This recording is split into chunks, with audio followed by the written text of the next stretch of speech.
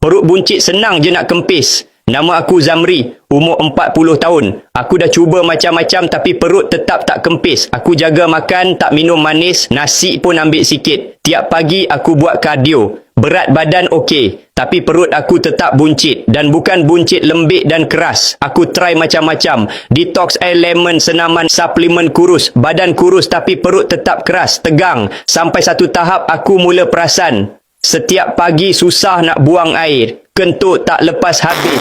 Sendawa tak berhenti. Perut rasa penuh walaupun makan sikit. Aku jumpa pakar penghadaman. Doktor cakap terus terang. Ini bukan buncit lemak. Ini buncit usus. Najis lama tak keluar habis. Angin tersekat dalam salur penghadaman. Toksin dah berkumpul dalam usus dan mula tekan dari dalam. Masa tu baru aku sedar, selama ni aku simpan benda kotor dalam badan bertahun-tahun tapi aku salah fokus.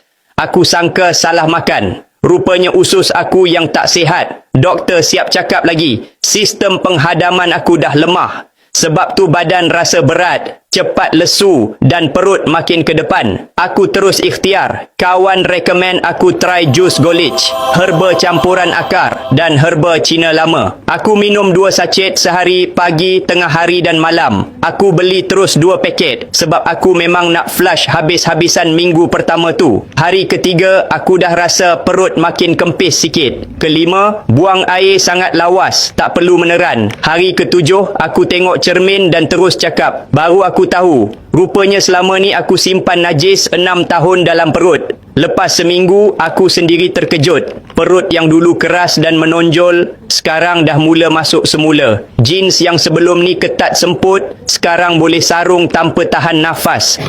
Kalau korang nak dapatkan jus college ni, boleh tekan link atau butang learn more di bawah ni.